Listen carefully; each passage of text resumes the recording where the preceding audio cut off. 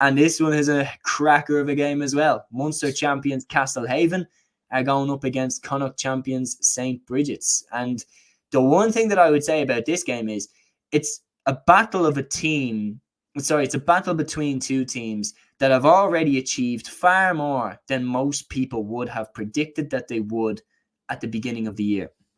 Like, a lot of people fancied Nemo Rangers to beat Castlehaven in that Cork final, and a lot of people fancied Dingle to take Munster, and a lot of people fancied Clonmel Commercials to take Munster. Things like that. Castlehaven got to the final and absolutely showed the heart of lions in that final against Dingle to get over the line. You think that Michael Hurley went off injured. You think about the red card that they got, and they still battled to penalties and won on penalties. Damien Cahalane providing all the heroics you could ask for. Where St. Brigid's, on the other hand, a lot of people fancied Boyle to win in Roscommon. You know, they have the Smith brothers, Keane McKeown. Like, they've a load of really, really good players there. And then a lot of people would have fancied then Cur Finn to win Connacht, especially after they beat Moy Cullen in the Galway final. So a lot of people backed teams against these teams over the course of the championship. Yet here they are, Castlehaven as Munster champions, Brigid's as Connacht champions.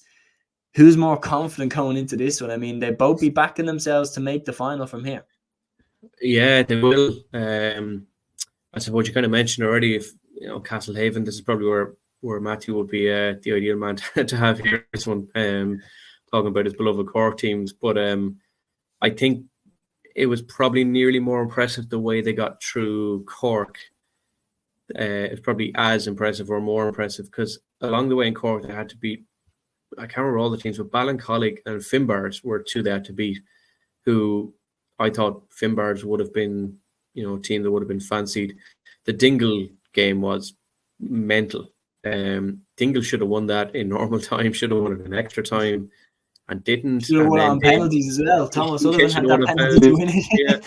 Yeah, and then Damien goes and goes for the penalties. I was like, I can't remember too many outfielders. I remember here in the Westmeath Championship last year when the semi-final stage in the junior championship, one of the outfielders, it was the actual under-20 keeper, went in goals, and it took 22 penalties to end it. This was up there for kind of madness as well. And it's Dara Cahalane who's in goals normally, isn't it? I think for Castlehaven. So it was, Cahalane for Cahalane basically. It'd be great for Castlehaven, I think, to win this one. I know Brigid's have been, there before. They won the All Ireland, whatever, 10 or 11 years ago, I think, to beat Ballymun or someone like that. And I think the strong point for Castlehaven is the defensive line. I know that I'll be talking about Hurleys, etc., but I should really have written this down. It's what happens when you have two young kids. You need to write things down, or your memory goes. But I think they kept Nemo to like 2 or 3 points from play in that game, which is quite astonishing as a stat. Matt will probably, correct me on that one, but I think it was 2 or 3 points from play was all that they let Nemo score. In a low-scoring battle, which is probably what we were saying about Glen and Kilmacud, are we going to get another one of them? I don't think this one will be a low-scoring battle. Brigid's beaten Cara Finn in the final. I don't think it was too much of a shock. I think Cara Finn have been very overly hyped this year, and I would have a good few friends down in Galway who would be diehard Galway. They'd follow their clubs in county to the moon and back. And all the talk they were saying, about Cara Finn was perhaps a little premature, that they're not quite back to the Cara Finn of the dominant days a few years ago. Obviously they had, Farrah Lundy, etc. But a lot of people who, saw the championship were saying they're not quite the same Cara Finn. And what Brigid's did very well, from watching the game back, was the kickouts. They forced Cara Finn into the kickout to go long, and Brigid's won quite a lot of them. I think at one point they won 3 in a row and kicked 3 points, off them. And that's kind of the turning point of the game for them. I think this is going to be an entirely different game to the other one. I expect a bit more free-flowing football, none of the Ulster, hopefully none of the Ulster defensive stuff that we'll expect to see from Glen. And potentially maybe the better of the two semi-finals. I don't know what you think, but I would certainly say this is probably football-wise probably going to be the better scoring game. Maybe. Like it Yeah. depends on the weather. I think a lot as well. I think as well that there's a potential that they both might be really nervous. They've got to this stage, and they might be really nervous about, not messing up at this stage, because they know that like the reality is that this is the easier side of the draw. It's not a controversial thing to say. It's something that, look, I don't rule out either of these teams going on and beating whoever comes out of the other semi-final in the final. But I think if you had said to Castlehaven and St. Brigid's, who do you want to play in the All-Ireland semi-final? I think they both would have said each other. Yeah. So they're here now and they have a golden ticket to potentially reach the final. It's a winnable game for both of them. And I think they'll both be nervous, and I think there will be a couple of mistakes. When it comes to Castlehaven, like the last time they were in the semi-final, like was a notorious game. I don't know if you remember 1997, Aaron's Isle, and then the whole Gianluca Vialli, Harry Redknapp series was off the back of that game where a phantom goal kind of held Aaron's Isle on their way. Like issues like that, whereas last time St. Brigid's were here, I know Curra Finn stopped them getting out of Galway, but last time that they were here in the All-Ireland semi-final stage, they went on to win it. They went on to win it, and they beat Ballymun-Kickhams in the final. And it was one of those things where when you're talking about the difference, and the grain of rice can be a difference, being from a background and being from a club that has been there and done it, it does help on some level. It does help to have a team that has recently won the All-Ireland title rather than a team that is trying to end, such a barren spell. I mean, just look at Mayo in Gaelic football. Like every year it's first All-Ireland in 70 years, first All-Ireland in 71 years, first All-Ireland in 72 years. And the wait just goes on and on and on. And with every year, the pressure seems to get bigger and bigger and bigger. Whereas for Dublin in those games, they'd already won one. They'd already have 6-7 All-Irelands in their back pocket, so it's not really as much pressure on them. That it isn't really the end of the world if they don't win that final, for example. And what my point about that whole spiel is that if it comes down to a difference of a grain of rice between these two teams, St. Brigid's as a club have done it before. And there will be people in the backroom team. There will be people on the sideline. There will be people in the ear of these players who have been there and done it. Yeah. And that might help them. That little bit of confidence might just help them. Another key thing is, how fit is Michael Hurley? Yeah. I suppose going back to think about the experience here, Brigid's, I know I've my family down that neck of the woods, and I can't remember, they told me a while back, the backroom team, there is a couple of past, winners in there, and, they're obviously going to be vital to them. On the sideline, and it is a factor when you can hang up in the dressing room, something from 2013, that shows, right, lads, this club has been here before. There's no reason we can't do it again. Whereas Castlehaven, it's a history book you're trying to pull out, to find something like that. It will have an impact. How fit Hurley is, I suppose we'll find out.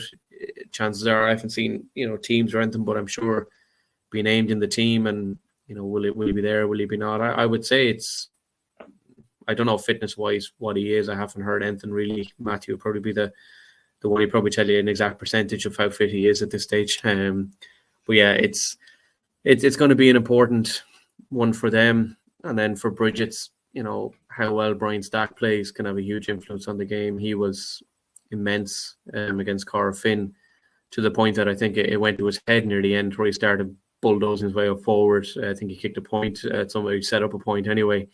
And then Brigid's are a bit like, in some ways, a bit of a kind of Shane Walsh. Ben O'Carroll is so central to everything that they do in attack. He got 1-something, 5, 6, 7 or whatever it was against Cork Finn, which is quite a vast tally for one individual to get against Cork Finn. So, Jason, he scored 7 goals and 29 points in the championship so far.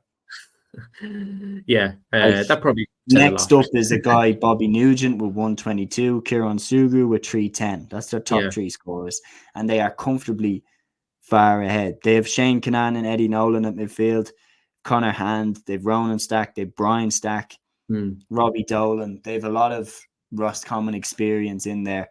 And just looking at the difference between the two sides, as you were saying, obviously for Castlehaven, it's the Hurleys, like Brian Hurley with 239, Michael Hurley with 23 points, Jack Callahan with 214, Mark Collins with 18 points. They're the top 4 scorers. But when you look at the scoreboards of these games, Brigid's have blitzed through.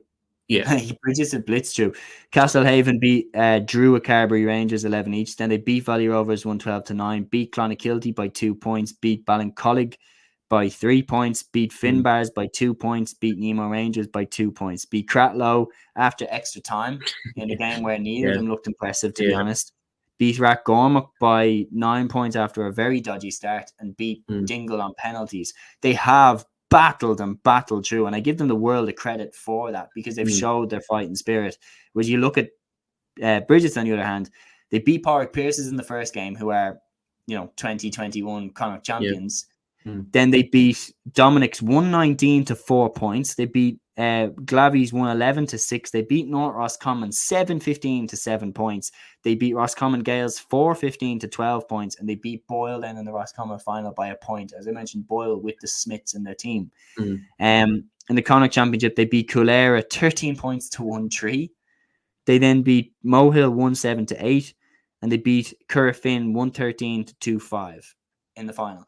They have, on average, scored 212 and conceded 8 points every game, whereas Castlehaven have on average scored 112 and conceded 1-9 a game. So it's a lot closer on the Castlehaven side. But when we're talking about the weather and we're saying who has more experience battling through a game, it is Castlehaven. Castlehaven have had more experience battling through these games. All those stats, of course, again, shout out to Matthew, best in the game, like when it comes to them. Follow him if you don't, Gaelic Statsman. But yeah, like when you're looking at those stats, Castlehaven have battled through, but BRIGIDS have blitzed through most games, and they have some big names on the CV there. Beating Porrick Pierces, beating Boyle, beating Currafin. Like, that's really impressive. It is, yeah. I suppose you have to ask as well, what stage does the fighting in Castlehaven, run out of steam? Can they do it for another 60 minutes in the probably soggy pitch and the bad weather and all that again? And it probably also, though, says a little bit about the standards in the two provinces, and maybe in the two counties, in Roscommon and Cork, where the standard in Roscommon is not, it's nowhere near the standard that you would get in Cork. Porrick Pierces did not have a good last 12 months or more, and have lost a couple of lads to emigration, unfortunately, as well. I play 5-a-side with one of the lads from Pierces, so you get a little bit of an insight on them as well. They haven't had the finest of months, really. Where Brigid, though, they can only beat what's in front of them.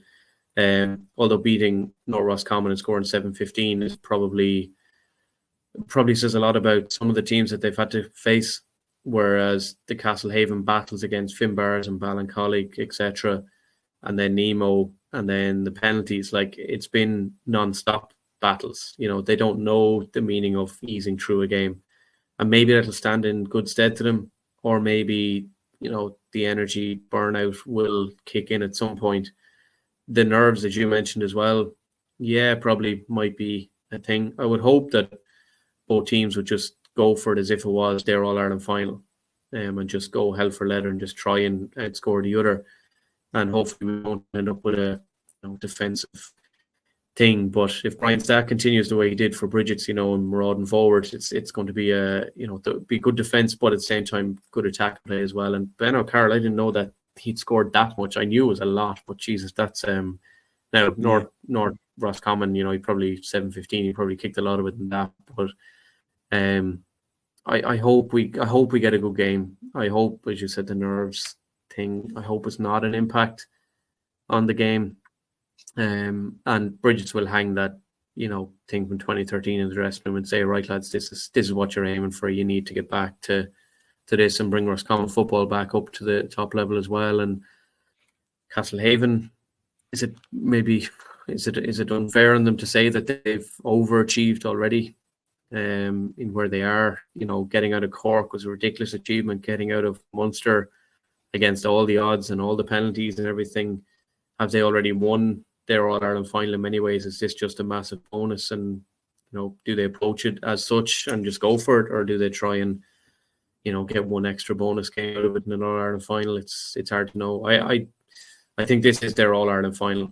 Either way, the two of them. I don't think, realistically, I don't think either of them would beat Glen or Kilmacud in a final. But yeah, that's for the next day, I suppose. Well, you never know. And like a famous example that BRIGIDS maybe could take inspiration from is Roscommon. Remember 2010, Sligo took out Mayo and Galway and we're in the Connacht final, and everyone thought Sligo were going to win, and they turned up to take the cup. Roscommon, with a certain Downey shine, absolutely stunned them in the Connacht final. And like that's what they're working with here. And the reality is that they will be both. Whatever side comes out of this game is going to be extremely confident that they can pull off an upset in the final, and with good reason, because they've battled, and both these teams have looked like they have been in big trouble at stages. Castlehaven looked like it against Dingle, and like multiple times against Dingle, and St. Brigid's looked like it against Boyle. That game was back and forth, could have gone either way. So they're both here. And they're both going to have extreme confidence they can go all the way from this point on, which then brings us on to the key decision of the game, which is indeed the official prediction. So, Castlehaven or St. Brigid's? Jason, I'm going to come to you again first for this, put you on the spot. Who do you think will join one of Glen or Kilmacud Crokes in the final? I think Brigid's, just on the experience they will have. That 2013 when they also, quite a few of the Brigid's lads are, there's a relations between them and Gary Castle, of course, and Westmeath side on the other side, just over the border in Westmeath, who won the All-Ireland as well a couple of years before Brigid's did. So there's plenty of rivalry and wanting to get one up on your neighbours as well. And I had family on the Gary Castle team as well, and I know that they are big fans of Brigid's, and Brigid's aren't big fans of them, and they like to use that against each other. So, yeah, I think Brigid's in maybe a slightly more open, high-scoring game than the other semi-final, and maybe to win it by 4 or 5. I think maybe Castlehaven's steam train of energy will maybe just have gone one too far in this one. It'll be one too much for them, I should say, and I'll go Brigid's by 4. Hopefully. Yeah. I think that's a fairly understandable prediction. And the truth is, Jason, either we're both right or we're both wrong, because I'm going to go with it as well. My official prediction for this semi-final between Castlehaven and St. Brigid's, I'm going to go with St. Brigid's to take it. Look, Castlehaven are warriors. They've proven that time and time again. How many times have they saved themselves from the fire, particularly in the Dingle game? It could have been 3 or 4 times in a row that they saved themselves over the course of that game. But I just feel if you look at Brigid's, they have a little bit more attacking threat. I think especially with Michael Hurley's injury, we don't know how fit Michael Hurley actually is. Ben O'Carroll has been on fire as well. And you've got players like Brian Stack, Ronan Stack, key players there at the back, and they will go on to the Hurleys. And Brian Stack just does quell whoever he goes on to. He quells their influence to some level. And I just feel like Brigid's might just be able to get over the line by 2 points. Look, it's going to be an arm wrestle. I'm going Brigid's by 2. But Castlehaven, one thing that they've proven is never ever write them off. But if you were to push me on it and say pick one, I'll lean towards Brigid's. But it'd be very interesting to see. So we'll either both be right or we'll both be wrong. It'll either be Kilmacud Castlehaven final or Brigid's Glen final, knowing our luck. Anyway, thanks very much, Jason, for coming on. Thank you to anyone that tuned in to the podcast where we previewed the All-Ireland Club football semi-finals, which will be taking place this weekend. I am going to be featuring on Gaelic Statsman Matthew Hurley's podcast at around 5:15 today. We're also going to preview the club football semi-finals as well. So make sure you tune into that. Until the next episode here on Cluiche, guys, take care. Thanks, Shay.